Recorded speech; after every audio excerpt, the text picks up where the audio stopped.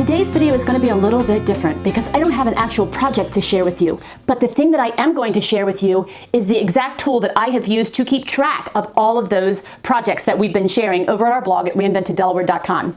My name is Cindy, and I'm the owner and operator of our business and our blog at reinventeddelaware.com, where you're going to find step-by-step tutorials of many of the projects that we have completed. Let me give you a little bit of backstory about how we got to this point and how I plan to get all those projects finished. Several years ago, I think 4 or 5 years ago, when we first started our business, I quickly realized that keeping track of inventory and all the other things that I was going to have to keep track of was becoming overwhelming. We were shopping at yard sales and thrift stores and auctions, and we were being gifted free items and items on the side of the road, and you name it. And before you know it, I had a huge pile of projects that I needed to keep track of: when I bought it, how much it cost me, where I bought it, and all those sorts of details so that we could be a profitable business. That led me to look on Pinterest for a planner. I thought, I'm just going to search what are other small business owners using to plan out their business, and I'll get that and I'll use that. And I just couldn't seem to find the perfect planner. I'm a little picky where planners are concerned, so maybe it was partly my fault. I don't know. But what I did come across is the bullet journal system.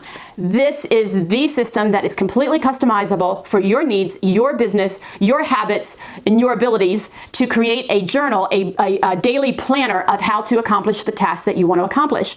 When I first started using the bullet journal system, I noticed that in the first 2 years, how we were able to accomplish the 500 plus projects that we finished in just 2 years. And that was because I kept track of everything, every step that we took for each individual project. I kept track of it. And that is why we were able to accomplish so much in those first 2 years of business. Let me just say that I'm going to share the way that I've used the bullet journal system in our business and some personal things as well. And there are lots of ways to use the bullet journal system for your specific needs, your type of business, or your personal life, or your schedule, or whatever. You can customize it completely to you. Now, in the caption below, I am going to link to the originator of the bullet journal system. And you'll be able to click over there. He'll give you a full synopsis, a full plan of how to use the book, and then you take it from there and customize it. I'm just going to share the ideas that I've used and that have been helpful for us and in our business to keep track of all the projects. They're basically blank notebooks. I prefer the ones that are not lined, but they're a dot grid. You'll see that here in a minute when I show you up close. So I grabbed myself a nice dot grid notebook. There's lots of companies. One company that I love is called Dingbats, just because it's a fun name. And the quality of the paper is superior. The books are about $25 or so on Amazon, and they hold up so well. This thing, listen, my bullet journal goes with me everywhere. In my purse, in my vehicle, out in my workshop, here at my desk, everywhere. This book goes with me every single day. The journal that I'm using this year is a little bit larger than what I've used in past years, mostly because my vision's going big and I'm a big writer. I don't mean that I write a lot, I mean that my letters are really large. So I just felt like I needed the space to be able to make the notes that I wanted to make. So the book that I have, I'm going to link it below as well. I got a 2-pack for a really inexpensive price. I think it was 2-pack for about $20. I can't remember. And it came in a green and in a black. I chose the green one. It has a lot of pages. This one has 192 pages front and back, so double that number. That's how many pages you have. And it's just a large book. I'm going to show you just next to my hand how large this book is. It's a little bit smaller than an 8.5 by 11 piece of paper, but it's bigger than the standard A5 size that you will see when you search out for a bullet journal. Let's get down to the nitty-gritty of how to use this system. This is a closer look at the notebook. So when you open it up, there's a cover page on the inside that is blank. I added a decorative piece of paper and also a printout of a 1-year calendar, and I taped it in with washi tape. That's just personal preference. You don't have to do it that way. Then when you open it up, I added a word of the year that I started doing several years ago, and I did add a little bit of artwork. That's completely optional. Any of this is completely optional. This is just something that I like to do watching TV at night. As you turn the page, you're going to see that I have a lot of blank space, and this is where I have my index. Now, you know what an index is. That's where you list out the page number that topic is on. For instance, on pages 4 to 5 is my year at a glance. I'll show you that in just a minute. On page 9 is the library. That's the list of books that I'm going to read for the year, or that I have read for the year. And I left plenty of space because I have this whole journal to fill up. The next pages are my year at a glance. And what I've done here is I've counted my squares, and I've done a little bit of math mask to just equally lay this out. I had space in the middle, so I did add more of the same leaves, my very simple leaf pattern, and I used colored pencils to color that in. We'll talk more about that later. But the gist of this is to lay out the whole year on 2 pages so that you can open it up and see it. You're going to also notice that I have added the dates for each month right above, and just little numbers. And then as appointments come up, I have blank space down below that I can add those appointments coming up. Bear in mind that the rest of the notebook is blank. So we're going to fill this out as we go and as we need. That's the beauty of the bullet journal system. The next page, I have a list of birthdays and anniversaries. And again, I've mapped out the 12 months birthdays listed out within those months. Some anniversaries and mostly birthdays. You also see that the leaves are not colored in yet because I've done that slowly as time has gone on. I don't get all that finished at the very beginning. The next spread on the opposite side is the same grid with the months laid out. And this will be a place where I can write all of my business miles. As a small business owner, I'm always looking for tax deductions. I mean, we want to make a profit in our businesses, don't we? And this is a great way to have a deduction. I track all of my mileage and I write down how many miles I went and where I went and the date that I wrote it. All right, the next page is my social growth, I'm calling it. And I'm still debating on whether to track the growth that I see in all my social media and on my blog and in my email subscribing list. I'm still deciding if I'm going to keep track of that or not. I think I'm going to continue to track it because I want to know what's working and what's not. So I've just simply drawn the little icons for each one of the social media, and then I've listed down each month. So what I do at the beginning of each month, like I've already done it for January, I write down my numbers, my followers for Instagram, for Facebook, and so on and so forth for all of those things. The other side is my library, and you might be able to see this. I don't know, it's written very faint, but it's a list of numbers, and I've numbered down to 20. I want to read at least 20 books this year. I listen to a lot of audio, but I also want to get hands-on kind of books. So as I read those books, as they're recommended to me and such, I'm going to read them and I'm going to list them out. This is a big goal that I want to do, and this is going to help me accomplish that goal. This next spread here, I call it Project Inventory. This is the most important part of tracking inventory right here.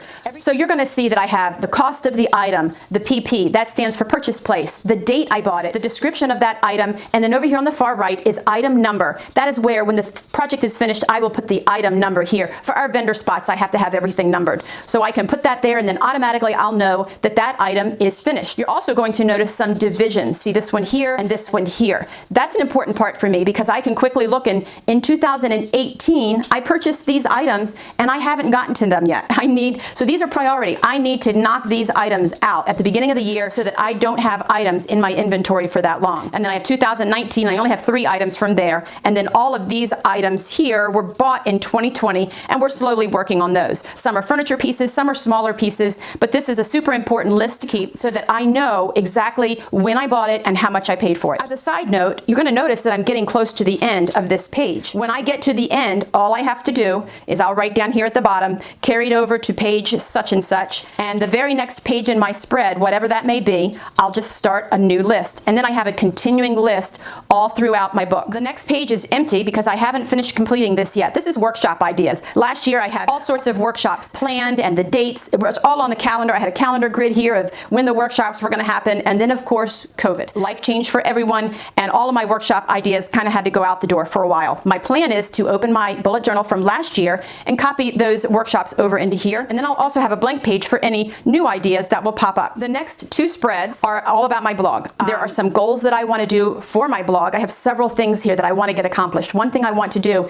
is send out at least 1 blog post per week, so I have that here. I want to continue to email my subscribers so that they don't miss any of the fun blog posts. I want to maintain my online store. I have lots of plans for this year, and this is going to help me to remember the goals that I have for my business and what I need to do in order to accomplish those goals. This side is blog post ideas. So I generally know what I'm going to post about. I'm going to usually post about the project that I've been currently working on, and I give the tutorial and I give the explanations of step-by-step directions of how to do that project and all of that. But often during the year, I'll think of an idea. It'll just strike me, you know, those ideas that come in the middle of the night, and I'll think, wow, I need to write a blog post about that. So I want to have a place to jot all of that down. And then we move on to the month of January. We're going to get to that in just a minute, but let me just show you all these things that I have listed. I have them the front of my, so I know exactly what page that is on. For instance, the blog post ideas and goals, that's on page 14 and 15, and they're numbered. Some of these books come numbered and some of them don't. If they're not numbered, you just basically go through and number them as you go. The next setup then is for the month of January. This is the first month of the year. All I've done here is I've used to know that January 1st falls on a Friday, and I used this little system right there as my grid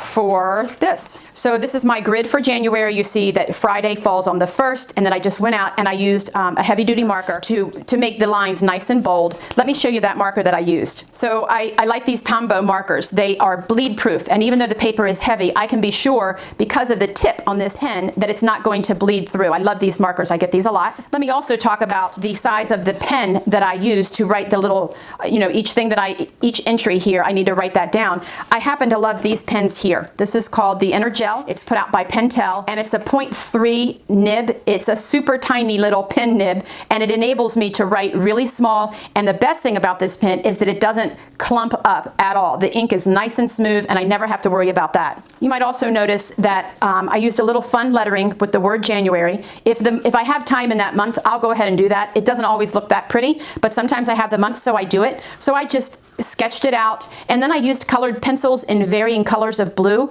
to color it in. And there's something about coloring in the lines that's just relaxing while you're watching the TV. What I'll do with this first month here, I go back to my year at a glance. Remember, we looked at that. See all the appointments that I have listed here? I've transferred them over. So they're all filled in, and I even had to add some extra things. Here's a thing I had to add that did not come up until it was just the other day, on Monday the 4th, I had this appointment come up. So I was able to just fill it in. I had plenty of space to write it. So I have lots of space to write in the calendar the dates that are coming up, the appointments that I have. The next pages for the month of January is very important for my business. I'm a blogger, of course you know that, and I also make YouTube videos, and I am also on Instagram and Facebook. So I need to keep track of what I'm doing on each one of those social platforms. And this is another grid of the month of January where I'm able to just put what I'm going to blog, what the topic is going to be about, what the date is that it's going to be published, and then I'll have all this filled in of the scheduled posts that I'm going to put out for social media. It's a great way to, at a glance, see what I'm talking about. And then I can take that whole week and talk about one topic if I want to, or I could break it up into several topics. On this side of the page, I have a list of all the projects that I want to accomplish in the month of January. And I've already started to cross some off. You see that? I had a list to begin with. And today is, let's see, where are we? January 6th is the day I'm filming this. And I've already got 2 things knocked off of that list. That just excites me. If something extra comes up, I still have plenty of space to add it. And then we get to the week by week. Now you'll see this page is blank because I'm not on this week yet. Currently, I'm on this week. So this is Monday through Saturday. I don't do any planning on Sunday. I don't even make a space for it. That is my day off, and I don't want to think about work. So that's my day off, and I don't do any planning. But all the other days I do. So I just mark out a simple 6 grid space the way that it fits my needs. And I'll probably use this same layout for the entire month of January. And what I can do, now today is the 6th. So you can see that I've started to mark off everything that I'm doing. I still have one more thing to do after this video. Tonight, when I plan out for tomorrow, I will start to fill in what I need to accomplish here. And I'll know what I need to accomplish based on what I might not have finished on Wednesday. And then also, if I have nothing else to do, I can go back to my monthly list of what I want to accomplish, and I can start tackling those projects right from there. The pair of blue chairs, I'm going to be working on those really soon, and that's probably going to start tomorrow. I also have some custom work that I'm going to get started on tomorrow. So tonight, when I'm sitting watching TV, I'll take 10 or 15 minutes and I fill it out what I'm going to do for Thursday. So you probably see the system here. Let me just review it. The bullet journal system is basically, think of it like a magnifying glass, or better yet, think of it like Google Maps. When you are on Google Maps on your phone and you zoom way out, you see a big picture. But then when you zoom in, you're able to see more detail. That's what this does.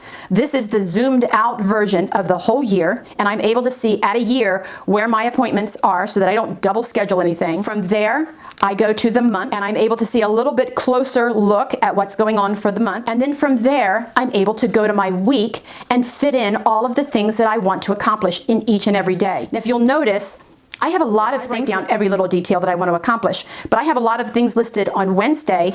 There's no way that I would have it all fit in that little tiny square. I would be writing so tiny I wouldn't be able to read it. So that's the advantage of having it spread out in a week. Now, when Sunday evening comes, even though I don't plan anything for Sunday, the only thing I do on Sunday evenings is I plan out the next week. I'll do the same grid, and I'm going to transfer it over to here. So imagine that with me. Then I'll go back to the month of January, and for that week, whatever I have going on, here's an appointment for January the 15th, I will put it in there right away. And then I'm left with an area like this. Like I know that I'm going to go to Wilderlove on the 8th, and I know I'm going to wash my sheets on the 8th. So I still have all this space that, depending on how the week went, I can fill in what else I need to accomplish for that day. One last thing I want to share with you.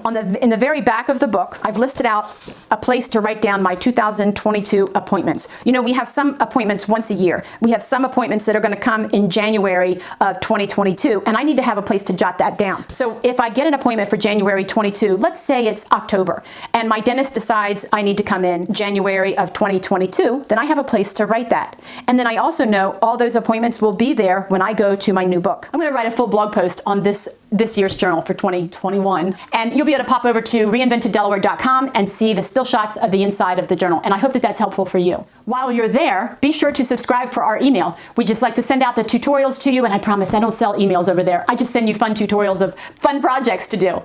Thanks so much for stopping by today, and we'll see you next time.